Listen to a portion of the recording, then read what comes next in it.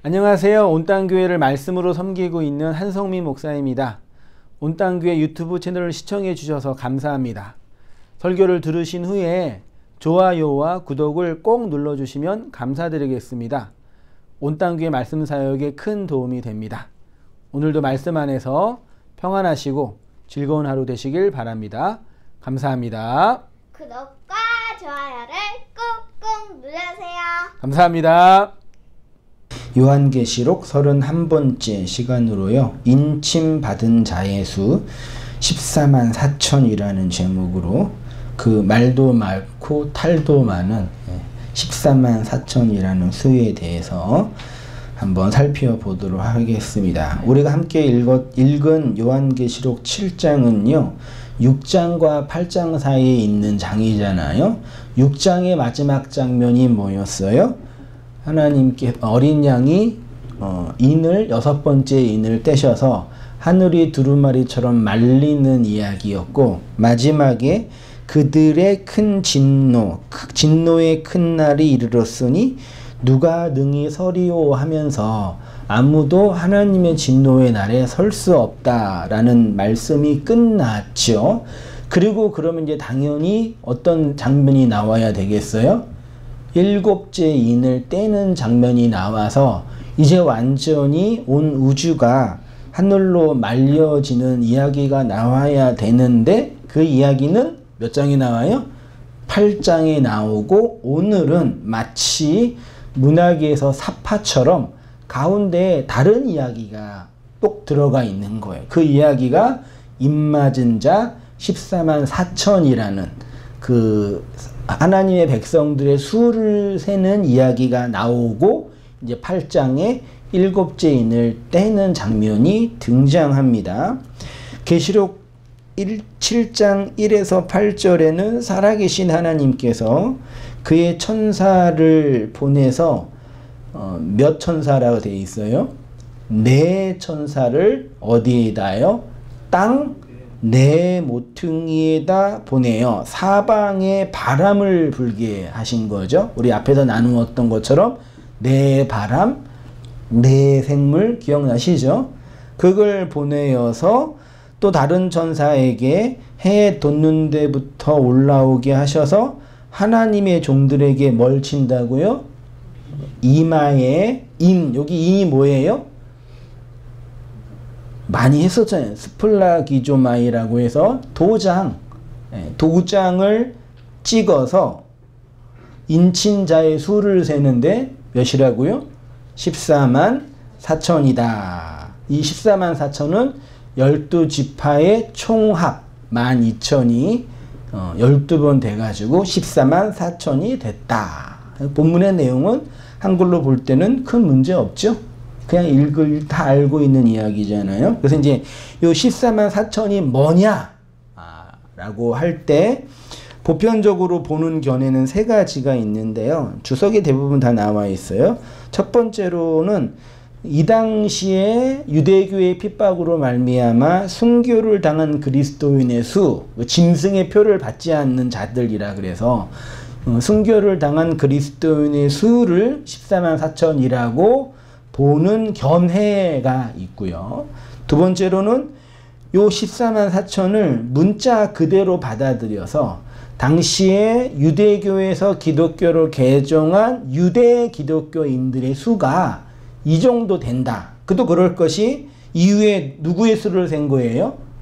이스라엘의 12지파의 수를 셌잖아요. 그러니까 유대교에서 기독교로 개종한 유대인들, 유대교적 기독교인들의 수다. 이렇게 주장하는 사람들이 있고요. 세 번째로는 이 14만 4천은 상징의 수다. 실제로 14만 4천이 아니라 복음으로 말미암아 온 우주에서 구원받은 주의 교회들, 백성들의 수를 몇 명인지는 모르겠지만 그냥 성경은 14만 4천으로 상징하여 적어 놓은 것이다 라고 보편적으로 이렇게 주장을 해요. 자, 이렇게 이제 전문가들이 그 주석을 쓴 분들은 우리보다는 전문가잖아요. 3가지로 주장을 했으니까 우리는 뭐 하면 돼요? 3개 중에 하나를 선택하면 돼요. 첫 번째, 첫 번째가 뭐라 그랬어요? 순교한 그리스도인의 수다. 아닌 것 같죠? 네. 두 번째, 문자적으로 구원받은 유대인의 수다. 아닌 것 같죠? 세 번째, 상징적인 수다. 그런 것 같죠? 이 14만 4천 실제로 샜겠냐고요. 예? 어떻게 14만 4천을 세요? 카운팅을 어떻게 해요? 그때 뭐 카운팅 기계도 있는 것도 아니고 쭉 줄을 세워가지고 딱 종대를 만들어 세웠겠어요? 상징이죠. 근데 재미있는 게 제가 공부하면서 보니까요, 역사적으로 교회 역사를 보니까요, 요 14만 4천을 자신들의 교리를 특별하게 믿고 따르는 자신들의 단체에 가입한 그 성도, 신도의 수라고 주장하는 사람이 있었어요.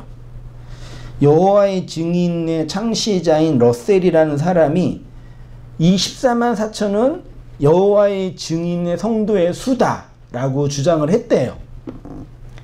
그가 한 1800년도 후반부에 그 이제 선교 활동을 하면서 교세가 확장이 됐는데, 이게 잘 된 건지 못 된 건지는 모르겠지만 1940년도에 여호와의 증인 수가 14만 4천이 넘어버렸어요. 그래서 어떻게 해 그러면요? 말을 바꿔야죠. 가만 보니까 이 14만 4천은 우리 여호와의 증인의 수인데 또 다른 수의 여호와의 증인이 있다라고 했대요. 어디서 많이 들어보지 않았나요? 네? 어디서 많이 안 들어보셨어요? 한국의 대표적인 어떤 집단도 이 14만 4천은 자신들의 신도의 수라고 하면서 교회 조직을 이 다윗 지파, 유다 지파, 스불론 지파로 만들어 가지고 열심히 뭐 하게 해요?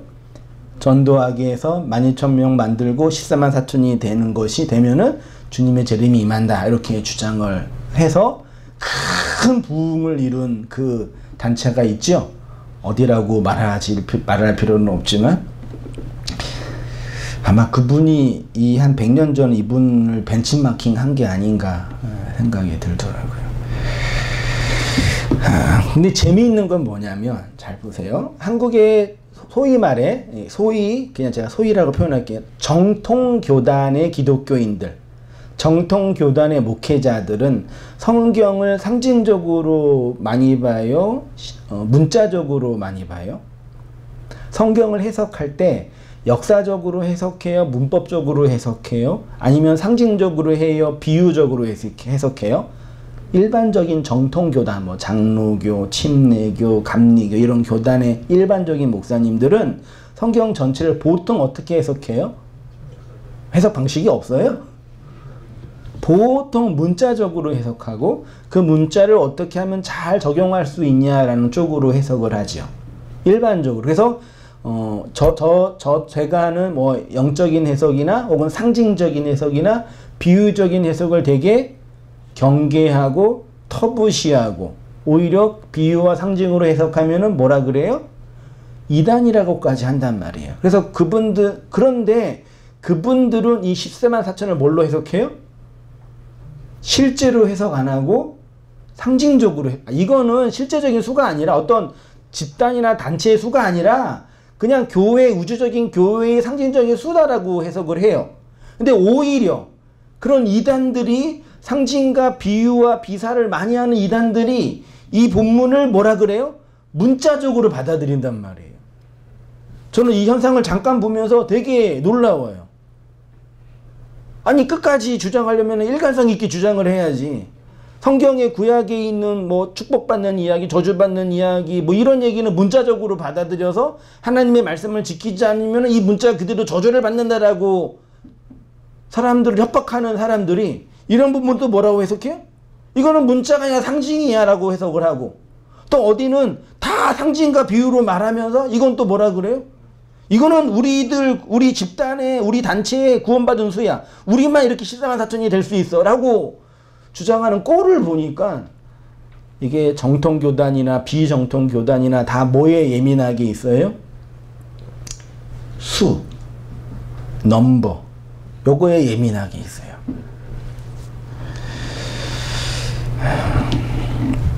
결론적으로 말씀을 드리면요. 요 14만 4천은 문자 그대로 해석하면 절대 안 되겠죠?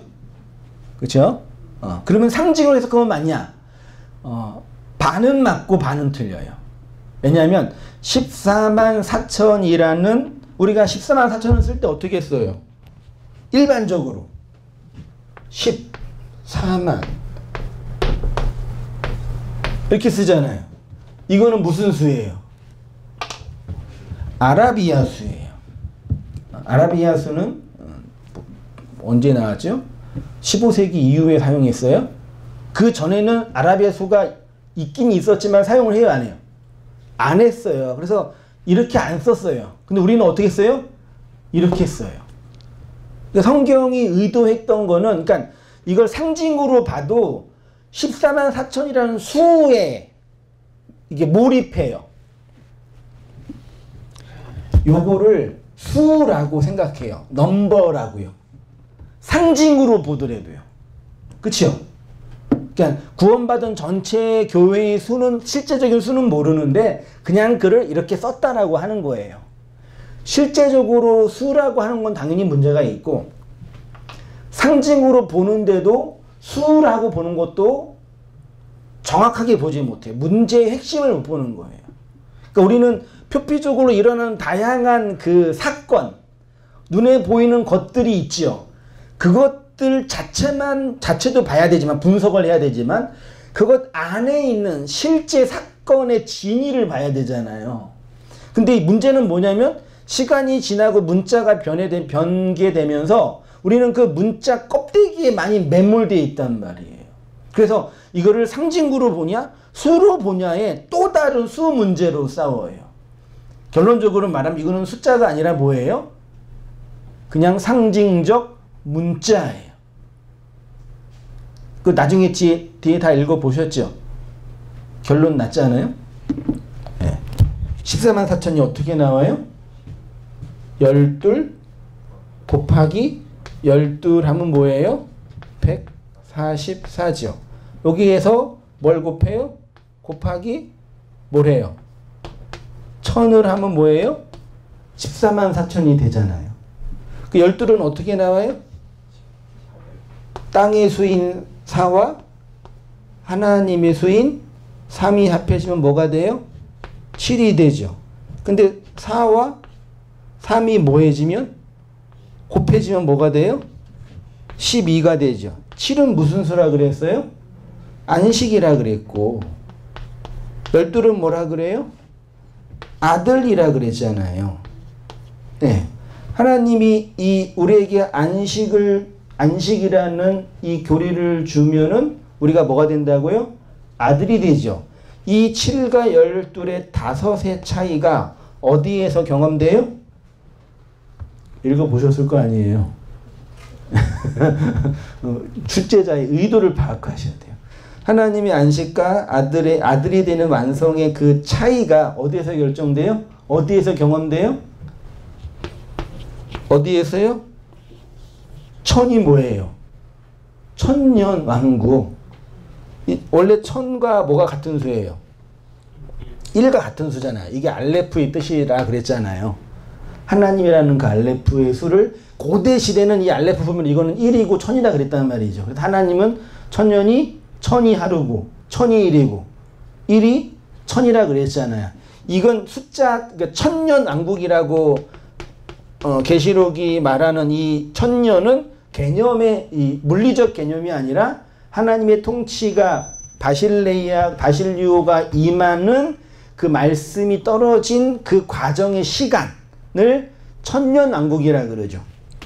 쉽게 적용을 하면 우리가 물리적으로 살 수 있는 나이가 요즘에 100년이라고 한다면, 내가 20살 때 주님을 진리를 만났어요. 그럼 그때부터 뭐가 시작되는 거예요? 하나님의 천의 통치가 시작되는 거예요. 안식이라는 교리가 주어져서. 그리고 안식이라는 7의 교리는 우리를 어디로 이끌어요? 어디 되게 만들어요? 12이라는 아들이 되게 만든단 말이에요. 그것을 이제 숫자로도 하고 뭘로도 표현했어요? 성막과 성전으로 표현한 거잖아요. 됐죠? 계시록은 이 이야기예요. 구약에 있는 모든 배경을 그대로 차용해서 이렇게 붙인 거예요.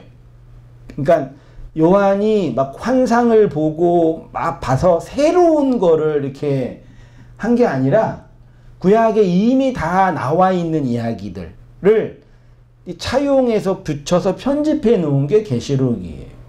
그래서 계시록은 구약을 이해한 사람만 이해할 수 있어요. 어떤 새로운 어떤 미래의 이야기가 아니라 완전히 다 이상하게 핵심을 보지 못하는 거죠. 그러니까 뭐 정통 교단들은 아예 거들떠보지도 않고, 이건 위험한 책이라고 그러고 여러 학설만 있다고만 하고 거들떠보지도 않고, 오히려 막 그 정통교단이 아닌 뭐 약간 그런 이단과 같은 그런 데서는 요거를 이제 자의적으로 해석해서 자기네 수와 교단에 맞게 이용해 먹게 적용하는 거죠. 약속하신 그 언약의 주가 누구라 그래요? 한성민이라고 그러고. 이렇게 왜요? 농담이에요. 그런 식으로 제가 이 공식적인 자리니까 지칭을 못해서 그러는데, 이단이라 그러면 싫어하거든요. 일단 사실 이단이라고 하기도 좀 그렇죠. 그런 건 아니니까. 2페이지 오른쪽입니다. 그래서 14만 4천은 구원받은 교회를 상징하는 것이지만 엄밀하게 말하면 14만 4천은 문자적인 숫자도 아니고 상징적인 숫자도 아니죠. 수많은 사람들이 구원을 받았는데 구원받은 수를 상징적으로 14만 4천이라고 해석하는 것도 잘못이죠. 구원받은 수, 이 구원과 수를 겹치면 돼요? 안 돼요? 안 된다고요. 구원받은 백성의 수라 그러면 안 된다고요. 구원받은 교회들이라고 해야죠. 넘버를 그렇게 우리가 오해한단 말이에요. 왜냐하면 우리는 물리적으로 보이는 걸 좋아하니까요. 그렇게 해야지 사람들을 뭐 하는데? 움직이는데 도움이 되잖아요. 그래서 전도 훈련이나 이런 거 할 때, 전도 목표할 때 어떻게 해요? 이번 달 1구역 전도 목표 쓰잖아요. 100명. 그거 다 어디서 배우는 거예요? 거기서 배운 거예요. 러셀한테 배운 거예요, 사실은 다. 94만 4천은 수가 아니라 구원받은 교회 자체, 그 존재라고 표현을 했습니다. 14만 4천이 상징적인 수라고 하면서 상징보다는 수에 더 많은 관심을 갖고 있죠. 왜 그러냐 하면 그들은 사람의 뭐에? 머릿수에 관심이 있기 때문입니다. 성경은 그 아라비아 숫자에 아예 관심이 없어요. 아예. 이미 기록 때부터 그랬고, 1세기경도 그랬고. 그러니까 우리가 이 수의 개념을 많이 이렇게 오해하면서 이상하게 적용하고 있는 거죠. 그래서 성경의 숫자를 볼 때 그걸 좀 다 벗어내야 돼요. 완벽하게 다 알 수 없지만요. 에스겔서 9장 1절 말씀 보세요. 좀 길지만 비슷한 부분이 중요해요. 에스겔 9장 1절 또 그가 큰 소리로 내 귀에 외쳐 이르되 이 성읍을 관할할 자들이 각기 죽이는 무기를 손에 들고, 무슨 무기요? 죽이는 무기를 손에 들고 나오게 하라 하시더라.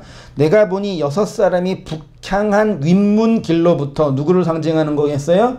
바벨론이에요. 각 사람의 손에 죽이는 무기를 잡고 그 중에 한 사람은 가는 베옷을 입고 허리에 서기관의 먹그릇을 찾더라. 그들이 들에서 나와 놋제단 곁에 서더라. 그룹에 머물러 있던 이스라엘 하나님의 영광이 성전 문지방에 이르러더니 여호와께서 그 가는 베옷을 입은 서기관의 먹그릇을 찬 사람을 불러 여호와께서 이르시되 너는 예루살렘 성읍 중에 순행하여 그 가운데서 행하는 모든 가증한 일로 말미암아 탄식하며 우는 자의 이마에 뭐요? 표, 똑같은 표예요. 세메이온인데 그 상징이에요. 그 인을 그리라 하고 그들에게 대하여 내 귀에 이르시되 너희는 그를 따라 성읍 중에 다니며 불쌍히 여기지 말며 긍휼을 베풀지 말며 쳐서 늙은 자와 젊은 자와 처녀와 어린이와 여자를 다 뭐하되 죽이되 어떻게 이마에 표 있는 자에게는 가까이 하지 말라. 표 있는 사람은 빼놓고 다 뭐하라고요? 죽이라 그예요. 그 일이 성소에서 시작할지니 그들이 성전 앞에 있는 늙은 자들부터 시작하더라. 그가 또 그들에게 이르시되 너희는 성전을 더럽혀 시체로 모든 뜰에 채우라. 너희는 나가라 하시매 그들이 나가서 성읍 중에서 치더라. 그들이 칠 때에 내가 홀로 있었는지라 엎드려 부르짖어 이르되 아 주 여호와여 예루살렘을 향하여 분노를 쏟으시오니 이스라엘의 남은 자를 모두 멸하려 하시나이까. 이 남은 자가 구약의 렘넌트 자들이죠. 구약에서는 누구만 구원받아요? 남은 자만 구원받았죠. 이 남은 자가 표받은 자예요. 역창조를 통해서 깨트려진 자들이란 뜻이에요. 그가 내게 이르시되 이스라엘과 유다 족속의 죄악이 심히 중하여 그 땅에 피가 가득하여 그 성읍에 불법이 찼나. 이게 뭐예요? 그러니까 우리가 여러분 보세요. 선지자들이 이스라엘의 멸망을 선언했을 때 그 이유 중에 하나가 이스라엘의 죄와 악이 가득했기 때문이라고 정죄했잖아요. 그 우리는 어떻게 받아들였어요? 이스라엘이 하나님의 율법에 순종하지 않아요. 불법을 행하였기 때문에, 도덕적으로 윤리적으로 불법을 행하였기 때문에 이렇게 하나님의 심판을 받는다라고 해석하잖아요. 겉으로는 맞는데 이스라엘이 하나님의 이러한 진노의 심판을 받을 만큼의 그 불법의 본질이 오늘날 형법과 민사법에서 말하는 그런 것이 아니라 어디에서 경험되는 죄였어요? 다 어디에서 이 심판이 이루어져요? 성전에서요. 성전에서 그들이 무슨 죄를 범했어요? 희생제물을 똑바로 안 바쳤어요? 희생제물 비싼 거 안 바쳐서 그런 거예요? 아니, 무슨 죄를 범했는데 이렇게 하나님이 그냥 다 진멸하시냐고요. 그런 윤리적인 도덕적인 죄가 아니라 옛 성전의 기능과 내용의 의미가 뭔지 모르고 희생제사를 드리고 있는 그 종교적 제의를 하나님이 진노하신 거예요. 이해되셨어요? 어떤 불법한 행위가 아니라요. 오늘날도 보더라도 고대 유대인들은 우리보다 더 도덕적이고 더 반듯하다니까요. 그리고 어떤 종교법, 제사법 몇 개를 잘못해가지고 범한 게 아니라 지금까지 우리가 나누고 있는 것처럼 돌성전, 옛성전, 역창조의 그 하나님의 사역을 애시당초 몰랐어요. 그 성전의 껍데기만 보면서 이 희생제사로 하나님을 기쁘게 하고 여기가 하나님의 성전입니다. 거짓말하는 그것이 하나님 보시기에 불법이고 죄악이었다고요. 그게 하나님이 이렇게 끔찍하게 진노하시는 행위라고 보신 거라고요. 이거 심각하게 받아들이신 거죠. 그 어떤 윤리적 도덕적인 문제가 아니라고요. 그런데 이 안에 표 맞은 자 있죠. 그들이 누구라고요? 남은 자들이라고요. 그 남은 자들은 하나님의 그 진노에 의해서 멸망당하여 죽어 역창조된 자의 표본이에요. 그들만 뭐 한다고요? 구원받는다. 그거를 이제 기독론과 관련해 설명을 한다면 그들이 곧 앞으로 오실 누구를? 메시아, 그리스도를 그 옛성전에서 본 자들이란 말이에요. 그들에게 옛성전은 이미 뭐 한 거예요? 무너진 거죠. 누구를 통해서? 그리스도를 통해서. 그거를 오늘날 구원론에서는 오실 그리스도를 바라봤다라고 표현한 것 뿐이죠. 실제적으로는 그랬다고요. 자, 보세요. 에스겔 9장을 보면 우는 자의 이마에 표를 그리라고 하십니다. 그리고 표가 없는 자들에게는 긍휼을 베푸지 말라고 하시며 예루살렘을 향하여 분노하시죠. 이마에 표 있는 자는 심판하지 말라는 것은 이스라엘이 바벨론에 의해서 멸망당하게 되고 그들의 돌성전이 무너지게 되는데 그 심판 중에 남은 자들에게 임한 구원의 사실인 거죠. 본문에서 이들이 인맞은 자들로 설명되었는데 요게 심판을 피하게 된 무리이고 계시록에 오면은 뭐라고요? 인맞은 자들 곧 14만 4천이라는 구약으로 보면은 남은 자들이라는 개념이에요. 인맞은 자들의 수 할 때 이 수가 아드리모스라는 단어인데 영어 성경에 뭘로 번역했다고요? 넘버로 번역했어요. 요게 넘버로 번역을 했는데 아라비아의 숫자로만 해석하는 거죠. 그래서 14만 4천을 명수로만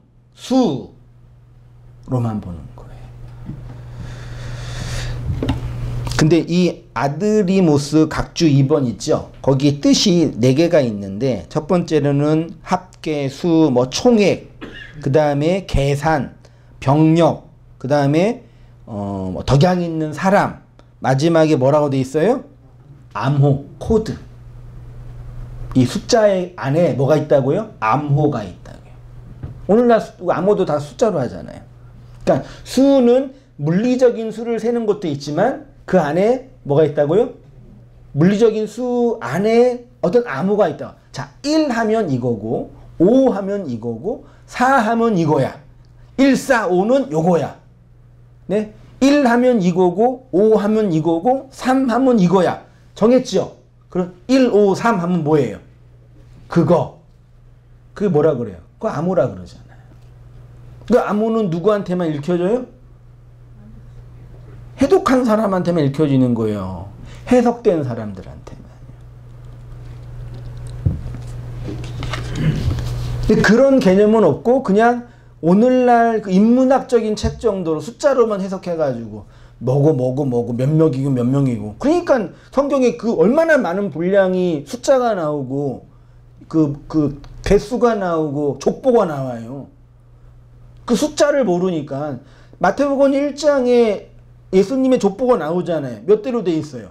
아브라함부터 누구까지? 아브라함부터 해제해서 몇 대? 14대, 14대, 14대죠. 그 14대예요? 안 세봐서 모르시죠? 14대 아니에요. 대수가 안 맞아요. 어떤 건 빼지고 어떤 건 들어가고 마음대로 했단 말이에요. 그러니까 의도한 거란 말이에요.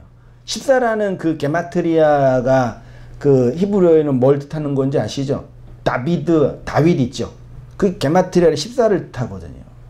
물론 더 깊이 들어가면 더 어려운 부분이 있긴 있죠. 어쨌든 다는 모르겠죠. 이미 다 언어가 많이 변질됐으니까. 그런 게 있다라는 거죠.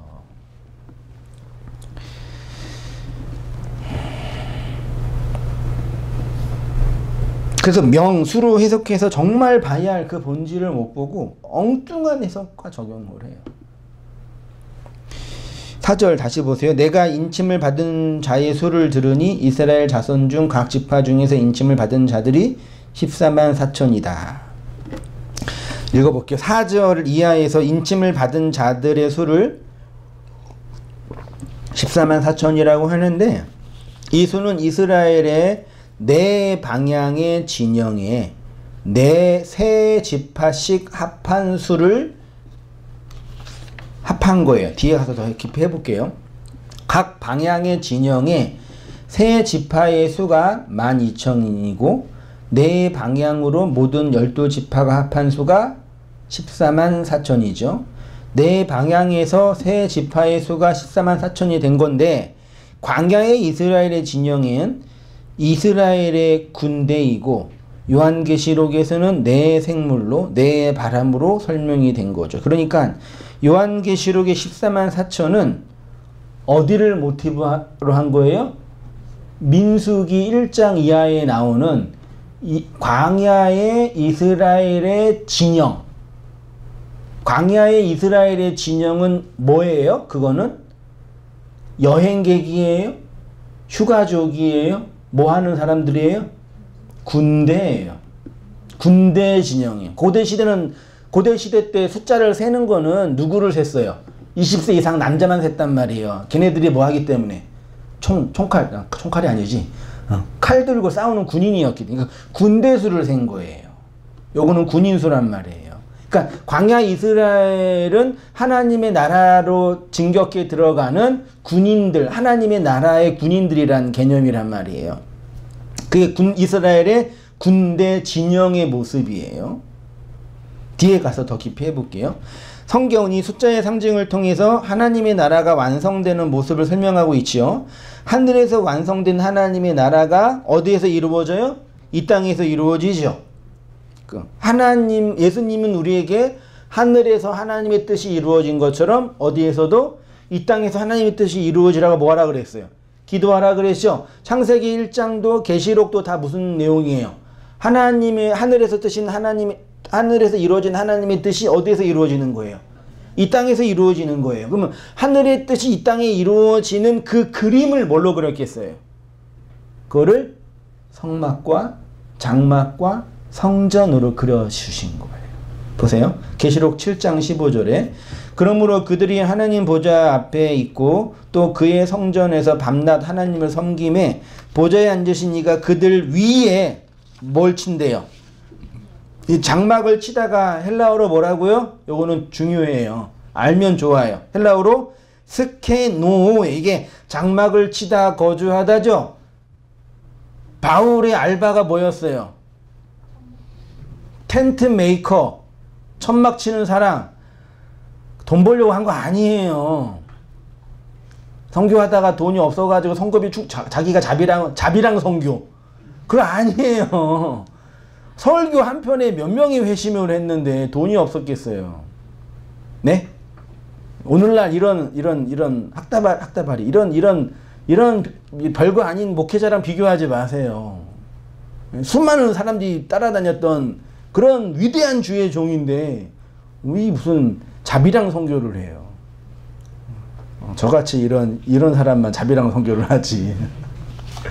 텐트 메이커, 장막을 짓는, 성전을 짓는 자란 뜻이에요. 그 바울도 이렇게 자비랑 선교했으니 우리도 자비랑 선교하자. 그런 말도 안 되는 적용을, 우리는 너무 적용을 잘해. 너무 이게 특화되어 있어요. 적용하려고 그러지 마세요, 제발. 뭘 갖다 붙여요? 적용하지 마세요. 그냥 생긴 대로 사세요. 하고 싶은 거 하시고. 인생은 총량 법칙이 다 있다니까요. 억지로 이거 젊어서 놈을 막으면은 나중에 그게 터져요. 젊어서 많이 하면 나중에 덜 하죠. 이해 안 되세요? 막 성경은 적용하지 마세요. 그럼 왜 읽어요? 그럼 읽지 마세요. 뭐 읽어요, 힘들게. 이해도 못 하시면서. 굳이 막 적용하려고. 저도 처음 여기 신학교 가고 할 때 정말 탁월한 그런 분들이 성경을 읽고 적용을 잘 하시는 목사님들 있잖아요. 우리나라 1세대 복음주의 목사님들. 탁월하시거든요. 정말 특화되어 있어요. 어쩜 그렇게 적용을 잘 하시는지. 지금 보니까 다 쓸데없는 적용이에요. 그냥 뭐라죠? 그냥 적극적인 사고방식이나 그냥 자기경영 개발서에서 나오는 그 이야기가 똑같아요. 다를 거 하나도 없어요. 내가 너무 막말하는 건가요? 그런 거예요? 왜 그랬을까? 텐트 메이커의 장막을 치는, 이게 스케노예요. 그래서 요한복음 1장 14절에 말씀이 육신이 되어 우리 가운데 뭐 하심에? 우리 가운데 거한다가요. 그냥 함께 있다가 아니라 뭐 한다고요? 스케노. 집을 짓는다. 성전을 짓는다. 장막을 친다. 계시록 21장에도 하나님이 장막을 친다. 그러니까 성경에서 하나님 우리와 함께 거한다는 얘기는 뭐 한다는 얘기예요? 스케노. 집을 짓는다예요. 집 짓는다. 그게 성전, 성막으로 그려진 거고. 그 하나님 우리 안에 뭘 짓는다고요? 집을. 근데 그 집은 뭐라고요? 성전. 그게 베레시트 언약이잖아요. 실제로 여인의 뱃속에 뭐가 있어요? 집이 있잖아요. 자궁이란. 그 집이잖아요. 집. 거기에서 뭐가 나와요? 거기서 생명이 나오잖아요. 생명은 거기서만 나와요. 딴 데서 안 나오고요. 우리는 다 여자잖아. 여자. 이 땅에 있는 모든 인간은 다 여자잖아요. 그 하늘의 씨를 받아야 생명의 집을 짓는 거잖아요. 그게 베레시트 언약이에요. 그게 하늘에서 이루어진 뜻이 어디서 이루어지는 거예요? 땅인 우리 가운데 이루어진다. 그 뜻이에요. 자, 4페이지입니다. 4페이지. 하나님이 이 땅에 당신이 거하시는 집을 세우시겠다는 약속을 하셨지요. 그 집이 창세기에서는 뭘로요? 에덴 동산으로, 그리고 성막으로 설명된 거예요. 그래서 성막은 이 온 세상에 존재하시는 하나님이 내가 특별하게 거하겠다라는 의도로 지어진 거예요. 말이 안 되죠. 제가 뒤에 열왕기상 8장 22절 누구의 기도죠? 솔로몬이 소위 말해 성전 낙헌식, 성전을 다 짓고 나서 기도한 건데, 이 기도의 안에 있는 솔로몬의 신과는 정말 탁월해. 완벽하지는 않지만 어떤 탁월함이 있나 한번 보세요. 제가 읽어볼 테니까요.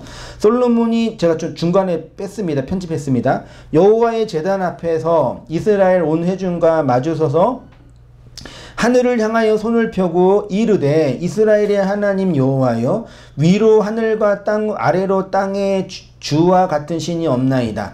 주께서는 온 마음으로 주의 앞에서 행하는 종들에게 언약을 지키시고 은혜를 베푸시나이다. 26절 그런즉 이스라엘의 하나님이여, 연하건대 주는 주의 종 내 아버지 다윗에게 하신 말씀이 확실하게 하옵소서. 줄신 부분, 하나님이 참으로 땅에 거하시리이까 하늘과 하늘들의 하늘이라도 주를 용납하지 못하겠거든 하물며 내가 건축한 성전 이유. 무슨 뜻인지 아세요?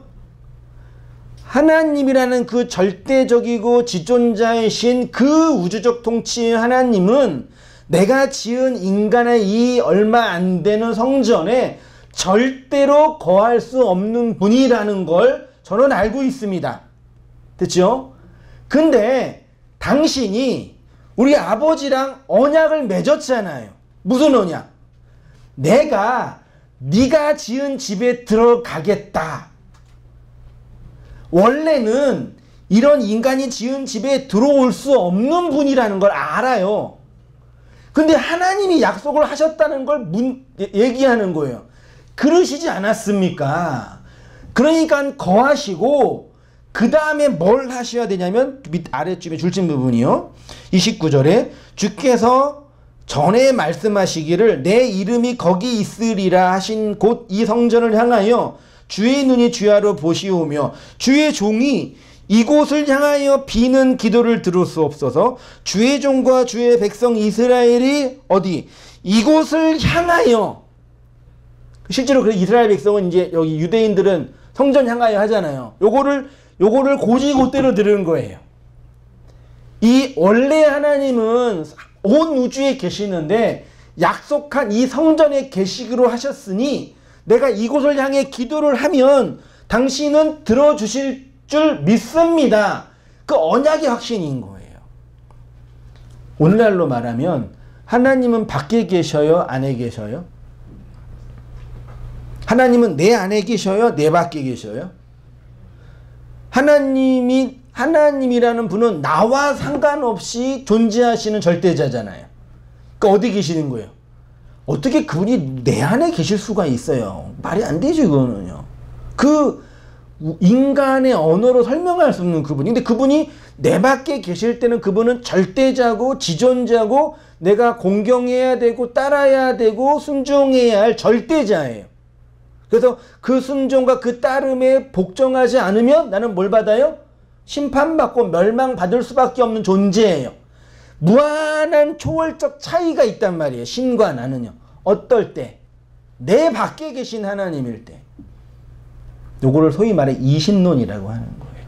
하나님이 계셔요? 안 계셔요? 계셔. 근데 그분은 너무 커. 너무 절대자예요. 인간의 개별적인 일과 작은 일에 관심이 없어요. 그분은 그냥 절대자로 계시는 거야.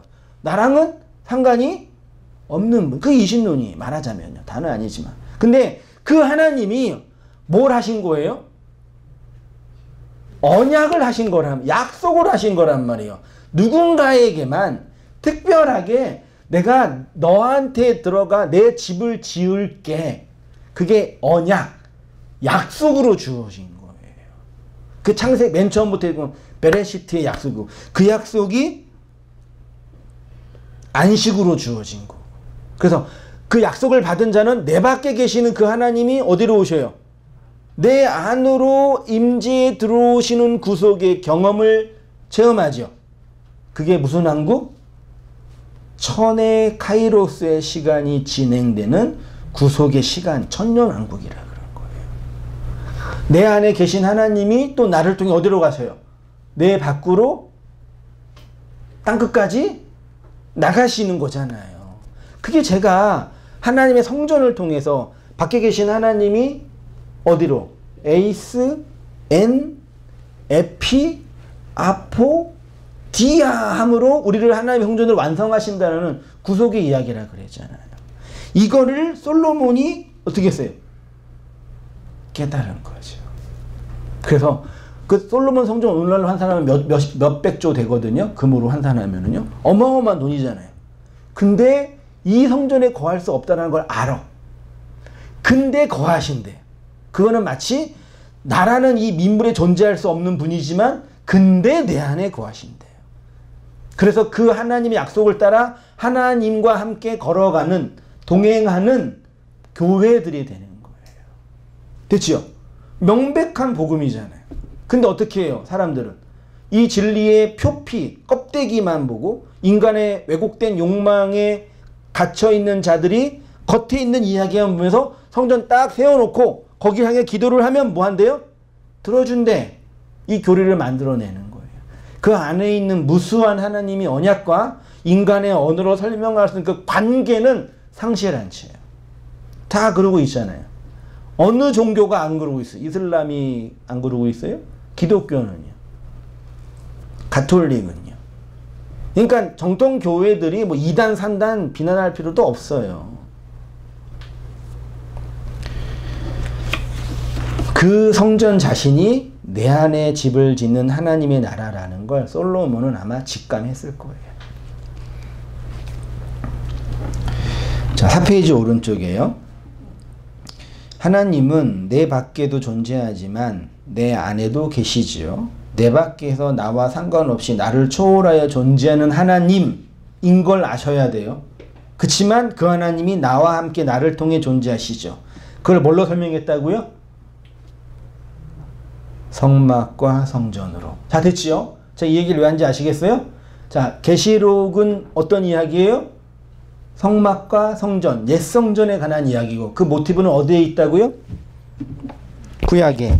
어디에요? 민수기. 민수기가 뭐예요? 민수. 백성의 수를 세는, 그래서 민수기가 영어로 뭔지 아시죠? 넘버스예요. 근데 히브리 성경은 뭘로 되어 있어요? 그 넘버를 어디서 셌어요? 광야에서 셌잖아요. 그 히브리 성경은 뭐예요? 베미드바르. 광야에서예요. 광야에서 뭘 배웠어 이스라엘이요? 다바르, 말씀을 배웠잖아요. 그게 천년왕국이라고요. 이스라엘의 민수기 1장에 쭉 나와 있는데 읽기 되게 불편하고 어려워요. 한번 읽어보세요. 읽어보면 그림 그려보세요. 이스라엘 진영이 있잖아요. 진영 맨 가운데 뭐가 있어요? 뭐가 있어야 돼요? 맨 가운데에는 당연히 성막이 있어야죠. 성막 직사각형에 뭐가 있어요? 지성소가 있죠. 지성소, 성소. 성소와 지성소를 섬기는 자들이 누구예요? 제사장이 아니라 레위인이죠. 레위의 세 아들 있죠. 게르손, 고핫, 누구죠? 내가 모르면 여러분도 모르실 텐데. 게르손, 고핫, 인터넷 찾아봐요. 여기 네 족속이 성막을 섬기죠. 두 번째 층이에요. 그리고 동서남북으로 몇 족속씩? 세 지파씩 진영을 꾸린 거죠. 이렇게요. 여기 뭐 유다 지파, 르벤 지파, 이렇게 있어요. 자세한 거는 사파를 보세요. 찾으면 나와요. 이게 요한계시록은 몇 명으로 숫자 했어요? 유다 지파는 12,000. 스불론 지파는 12,000. 다 뭐예요? 다 12,000이. 그러니까 이거는 상징의 숫자를 센 게 아니에요. 그냥 12,000, 12, 12, 12, 12. 이 12가 12개 쓰니까 뭐라고요? 이게 14만 4천이 된 거예요. 됐죠? 근데 이 지성소, 이 성막은 사방이죠. 숫자로 뭐예요?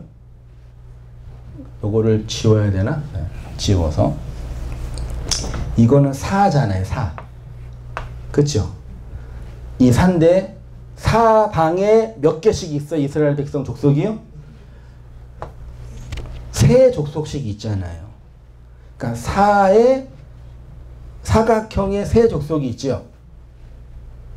네, 그래서 이게 세 족속이 있잖아요. 그럼 요거를 세 족속 이렇게 모아보세요. 그럼 뭐가 돼요? 갑자기 수학 문제가 돼버렸네? 세 개가 이렇게 있잖아요.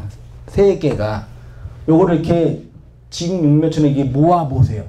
종류로 만들어서. 그 뭐가 될까요?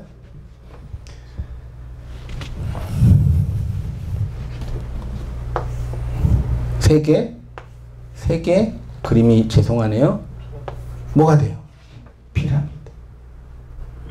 피라미드는 위에서 보면 몇이에요? 사각형이죠. 옆에서 보면 삼각형이에요. 하나님의 7. 하나님의 교회 아들, 하나님의 백성. 그 파라오가 하늘의 아들이잖아요. 뱀 있고. 그 기하학적으로 가장 완벽한 구조라면서요, 이 피라미드가요. 그 이 안에 여기 뭐 그 무덤 핵심이 있고.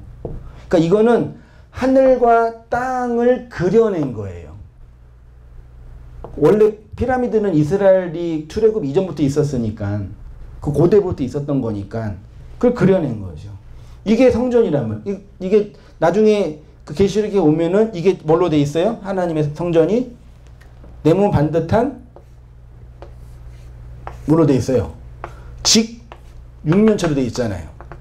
이 폭이, 이 길이, 높이, 폭이 뭐예요? 12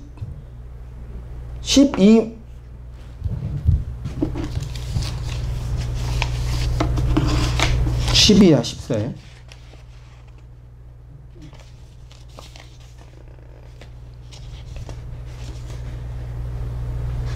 어, 144규빗이잖아요. 12고.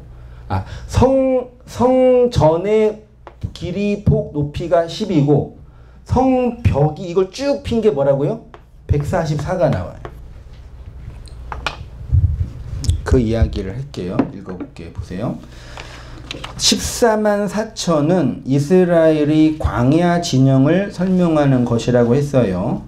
이스라엘의 진영은 성막을 중심으로 안에는 레위 자손, 밖에는 야곱의 12지파가 모여 있었어요. 세 지파가 네 방향으로.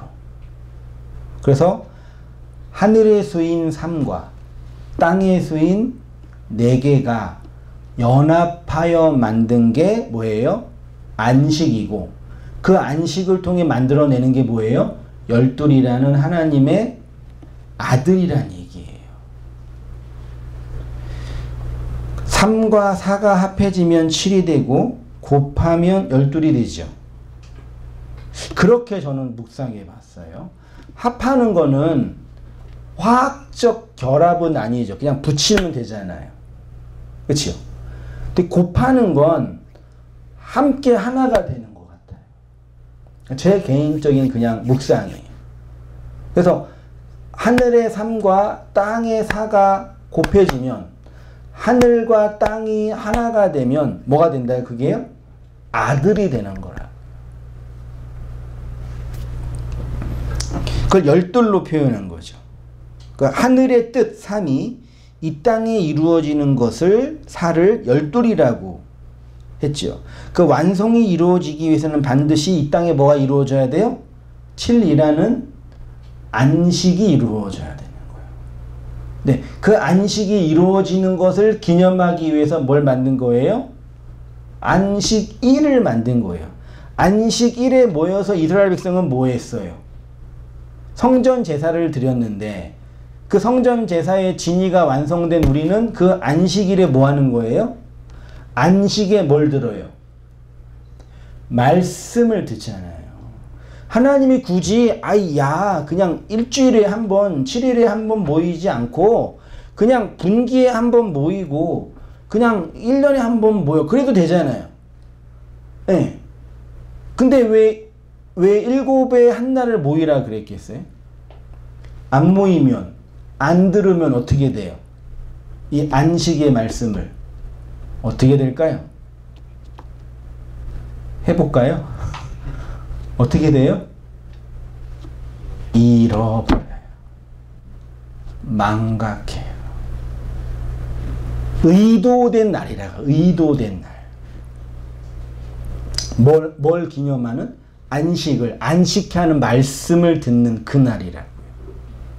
그러니까 그러니까 진리가 된다, 진리의 완성이라고 한다라고 하면 이미 나는 더 이상 밖에서부터 들어오는 그 무엇이 필요 없다라고 주장하는 분들이 계시거든요. 물론 이걸 우리가 율법적으로 맨날 모여야 돼 그런 취지는 아니에요. 그런 건 아니에요. 근데 어쨌든 모여야 되는 거예요. 왜 그러냐면 내가 진리가 되더라도 나는 여전히 뭐 하는 존재예요? 진리로 내가 완성이 됐다고 쳐요. 그러면 나는 이 세상에 뭐 하고 있어요? 딱 그날 죽으면 되는데, 예, 진짜요. 죽으면 되는데 살잖아요. 육을 움직이잖아요.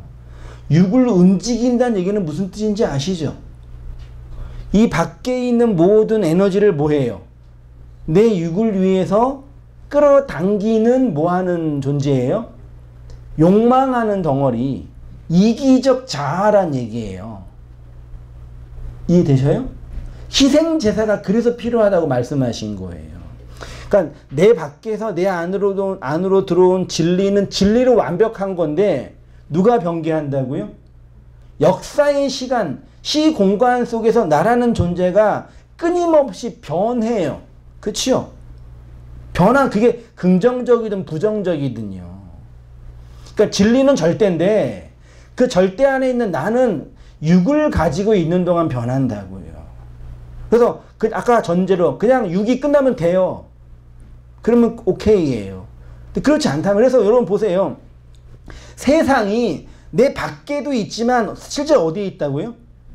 내 안에 있다고요. 그래서 말도 안 되는 게 스님들이 도를 깨닫기 위해서 이 속세를 뭐하고 버리고 어디로 가요? 산, 율법으로 가잖아요. 예.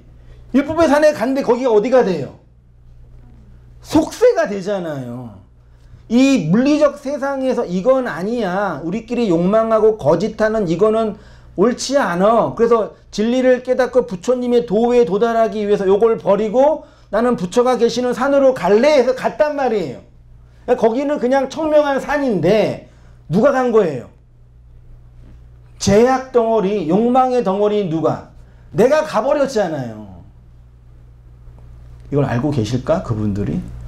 그래도 하는 짓이 여기나 저기나 똑같단 말이에요. 그거는 뭐 다른 종교 다 마찬가지예요. 그러니까 우리의 적은 내 밖에 있는 세상뿐만 아니라 어디에 있는 거예요?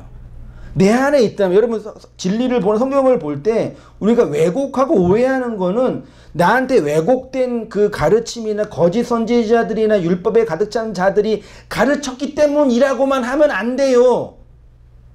듣는 사람이 본인이었으면서 왜 남을 욕해요? 가르치고 내가 그 안에서 그 작용이 일어났기 때문에 가능한 거란 말이에요. 그러면 이렇게 밖에서 그 왜곡된 가르침이 없으면 내가 진리를 설 수 있을 것 같지요? 아니죠. 왜요? 나도 거짓이니까. 밖에 있는 저도 거짓이지만 나도 거짓이니까요. 그래서 성령이 오셔서 영이 오셔서 내 밖에 있는 진리가 내 안으로 오셔서 밖에 있는 그 거짓을 깨트리고 또 누구를? 내 안에 있는 그 옛성전의 거짓을 깨트리고 그게 뭐예요? 밖도 죽고 나도 죽고 그게 무슨 죽음이라 그래요? 너와 내가 함께 죽는 서로 죽음, 쌍소멸, 함께 죽음. 그럴 때 무트 타무트의 죽음이 완성되어 진리로 선다라고 표현하는 거죠. 바울이 내가 그리스도와 함께 십자가에 못 박혀 다니는 그 죽음이 그 죽음이에요. 밖에 있는 예수만 죽은 게 아니라 내 안에 있는 그 율법의 덩어리인 나도 그 예수와 함께 뭐예요? 못 박혀 죽은 거예요. 그래서 예수님이 십자가에 달려 죽을 때 십자가가 3개 있었잖아요. 예수의 십자가, 누구 십자가? 세상 십자가, 내 밖의 십자가, 누구 십자가? 내 십자가. 그 3개의 십자가가 있어야지, 그 3개가 있어야지 내가 진리로 오르기 쓴다라는 고백을 한 거란 말이에요. 다윗이 아니라 바울이요. 다 같은 얘기잖아요. 모든 진리를 통달한 우리 선배들이에요. 자, 어디까지 읽었죠? 곱해지면 12이 됩니다.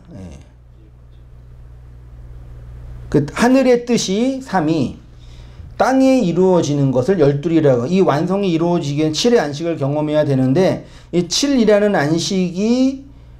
안식을 통해서 12이라는 아들이 완성되는 그 기간을 뭐라 그런다고요?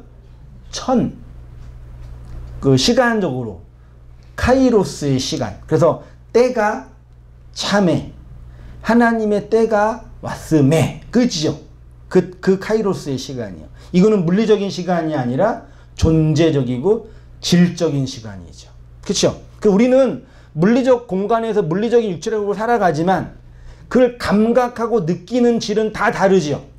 실제로 시간이 1초, 2초, 3초로 가지만 기쁜 일을 할 때는 그 시간은 어떻게 돼요? 빨리 가고, 정말 지겨운 일을 할 때는 시간은 안 가잖아요. 설교할 때는 시간이 너무 빨리 가잖아요. 그 하나님의 질적인 은혜가 임하는 그 시간을 천이라고 하는 거예요. 히브리어 알레프에 1과 1000이 있어요. 그래서 하나님은 1000년이 하루 같고 하루가 1000년이라 그러죠. 하나님은 알파고 오메가고 시작과 끝이라 그러죠. 5페이지입니다. 하나님은 1로 시작하여 1000으로 끝내시죠. 그래서 1과 1000을 알레프의 의미라고 하죠. 계시록에서 하나님의 통치의 기간을 천년왕국이라고 하는데, 이 천은 이렇게 하나님의 임재와 통치를 상징하고 그 임재와 통치의 시간을 천년왕국이라고 하는 거죠. 천년왕국은 물리적인 시간의 개념이 아니라 하나님의 말씀이 내 안에, 내 옛성전에 성취되는 그 시간을 천년의 왕국이다. 그래서 천년의 왕국을 살아가는 성도를 향해서 성경이 뭐라 그래요? 인내하고 믿음을 가지라 라고 하는 거죠. 이 천년왕국은 이미 창세기부터 설명되었죠. 창세기 2장에서 하나님은 사람들에게 하나님의 영을 부어주셨습니다. 3장에서는 그들에게 생명나무와 선악과를 주셨죠. 근데 아담과 하와는 뭐 먹었어요? 하나인데 선악과로 보인 거죠. 역창조를 당한 거죠. 그리고 나중에 계시록에서는 무슨 나무만 있어요? 계시록에서는 선악나무가 없고 생명나무를 주님이 뭐예요? 주어 건네준다고 하는 거죠. 그게 하나님의 천년의 왕국의 시간이라는 얘기죠. 계시록 21장 10절이요. 성령으로 나를 데리고 크고 높은 산으로 올라가 하나님께로부터 하늘에서 내려오는 거룩한 성 예루살렘을 보니 하나님의 영광이 있어 그 성의 빛이 지극히 귀한 보석 같고 벽옥과 수정같이 맑더라. 크고 높은 성곽이 있고 12문이 있는데 문에 12천사가 있고 그 문들 이름 위에 이름을 썼으니 이스라엘의 자손 12지파의 이름들이라. 동쪽 문의 세 문, 북쪽 문의 세 문, 남쪽의 세 문, 서쪽의 세 문이니, 아까 지파 모양 있죠? 똑같은 거예요. 그 성곽에는 12기초석이 있고 그 위에는 어린 양의 12사도 12 이름이 있더라. 내게 말하는 자가 그 성과 그 문들과 그 성곽을 측량하려고 금 갈대 자를 가졌더라. 그 성은 네모가 반듯하여, 정직면체예요. 길이와 너비가 같은지라. 그 갈대 자로 그 성을 측량하니 뭐래요? 12,000 스타디온. 성은 12,000 스타디온이고 길이와 너비와 높이가 같더라. 17절. 그 성곽을 측량하니 뭐래요? 144 규빗. 사람의 측량 곧 천사의 측량이라. 천은 마음 성전이 지어져가는 기간이라고 한다면 144는 성전된 교회의 존재 자체죠. 그 교회가 무슨 하나님의 통치를 받는다고요? 천의 기간의 통치를 받아야 뭐가 완성돼요? 14만 4천의 충만한 수가 완성되는 거예요. 그러니까 이거는 예수 믿는 사람이 뭐 상지 이게 아니라 그냥 누구 안에서 일어나는 이야기겠어요. 우리 각자 하나님의 언약을 받은 그 성전된 우리 안에서 하나님이 이끄시는 그 구속의 역사를 이렇게 그림처럼 설명한 거예요. 심지어 집단적인 어떤 사건과도 전혀 상관없어요. 아니 솔직히 구원받은 사가 14만 4천이라고 한다면 내가 그 안에 들어가지 않으면 그게 무슨 의미가 있어요? 나랑 상관이 없는 숫자잖아요, 그거는요. 근데 이 성전은 12아들의 수인 12,000으로 세워지고 네모 반듯한 직문체인데, 그리고 성곽은 144 규빗인데요. 144는 하나님이 측량하신 완전한 수지요. 이 측량하다가 헬라어로 뭐라고요? 각주 7번에 보이세요?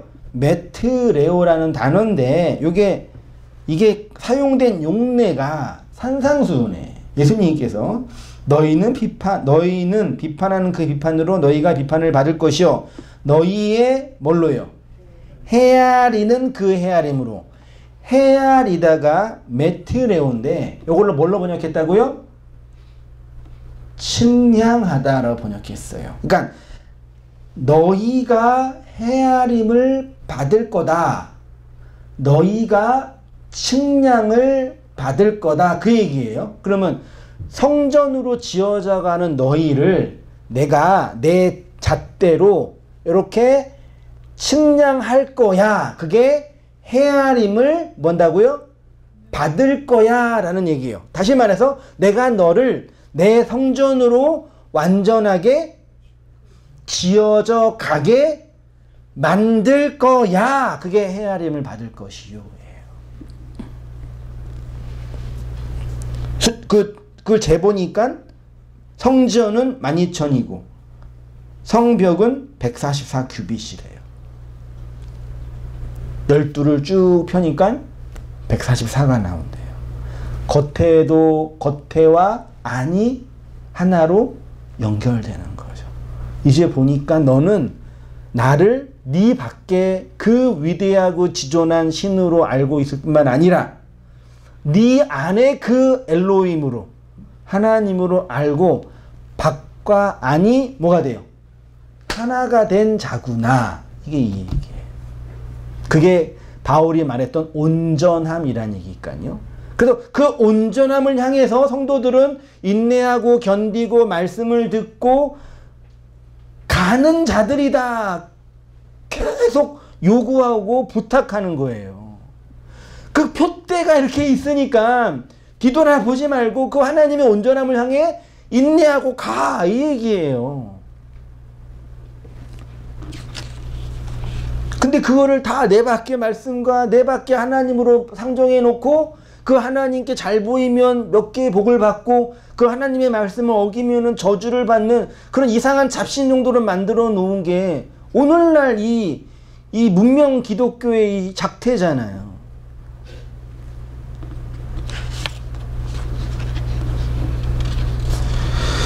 예수님은 산상수훈에서 옛 성전이 무너지고 새 성전이 세워지는 그 말씀에서 옛 성전인 너희가 하나님의 헤아림, 즉 측량을 받게 된다고 했죠. 그 헤아림이 곧 144라는 존재가 천의 기간 동안 완성되는 거라고 하는 거예요. 144는 12로 곱하면 만들어지는 수죠. 네모 반듯한 하늘 성전의 측량이 12,000 스타디온이라 그랬죠. 요 스타디온이 오늘날로 말하면 스테이션 혹은 스튜디오라고 할 수 있어요. 바울이 뭐라 그랬냐면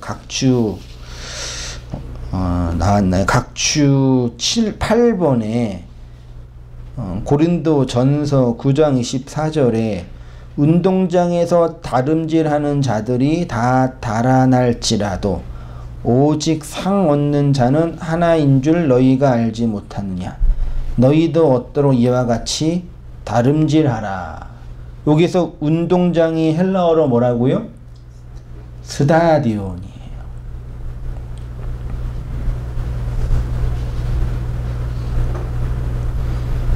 요거를 경쟁이 있는 운동장이라고도 표현한 거고, 어떤 사건과 사건을 찍는 장소, 스튜디오라고도 이해해요.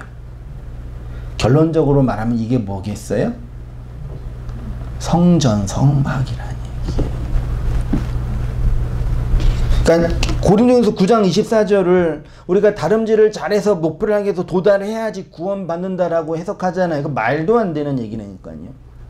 하나님이 우리를 그 하나님의 나라의 성전으로 완전한 그 성전, 하나님의 헤아림을 받는 그 완벽한 그 성전으로 지어져 갖는다라는 얘기예요. 그걸 다름질이라고 표현하는 거예요. 그게 성도의 가장 큰 인내고 행위예요. 외적으로 어떤 일을 하고 안 하고 뭘 도달하고가 아니라 하나님의 그 천년의 왕국, 천의 통치가 밖에 있는 말씀이 안으로 임재하여 안과 밖이 하나가 되는 무트타무트의 그 죽음으로 이끌어가는 그 현실이 성도의 다름질이라고요. 어디 오만 데 가가지고 어떤 인간의 행위 몇 개 해놓고 전도하고 뭐 해놓고 이걸로 하나님이 상 주신다고 말도 안 되는 하나님을 만들어 놓고 상벌을 주신다는 이런 얘기를 그 문자의 진위는 전혀 관심도 없으면서 하나님의 마음은 아무짝에도 관심 없으면서 자기들만 어떻게 돋보이게 하려고 자기 잘 믿는 자기만 어떻게 나타내 보이려고 하는 그 행태.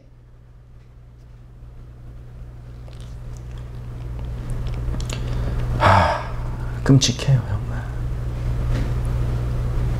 요즘에 그 재미있는 TV 프로그램 ENA에서 이상한 변호사 우영우를 하는 그 되게 방향을 일으키는 재미있는 그 연속극이 시리즈물이 있거든요.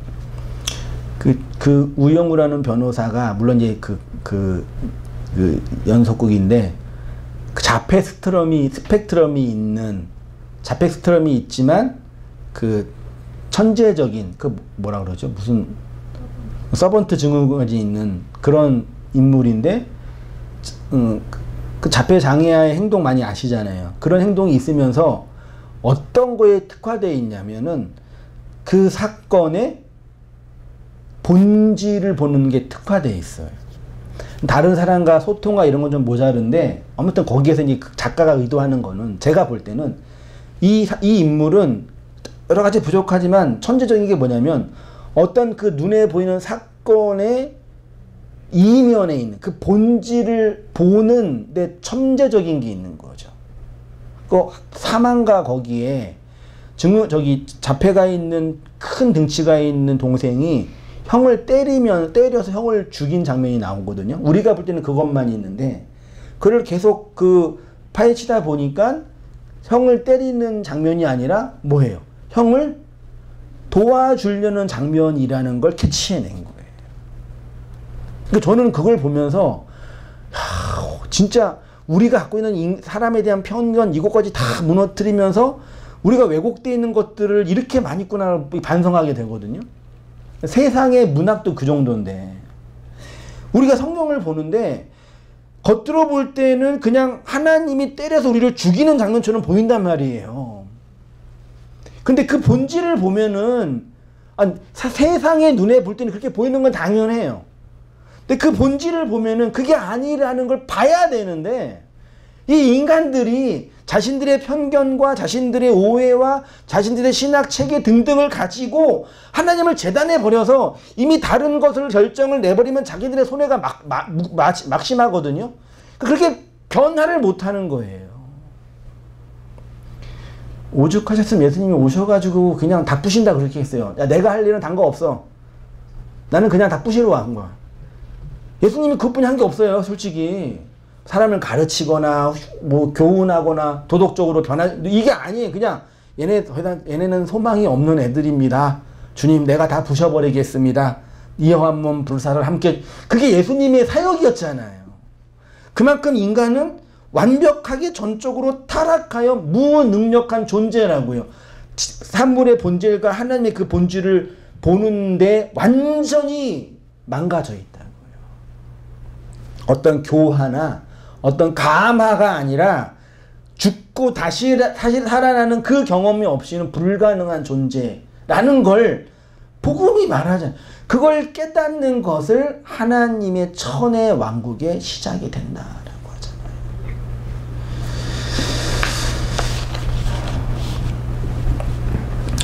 그렇죠. 할렐루야. 왜 혼나는 것 같죠, 여러분이? 마지막 읽고 마치겠습니다. 숫자 노름에서 벗어나야. 오늘날 우리 시대를 보십시오. 얼마나 많은 사람들이 오해와 무지로 왜곡된 성경 해석에 갇혀서 이상한 숫자 노름의 노예가 되고 있습니까?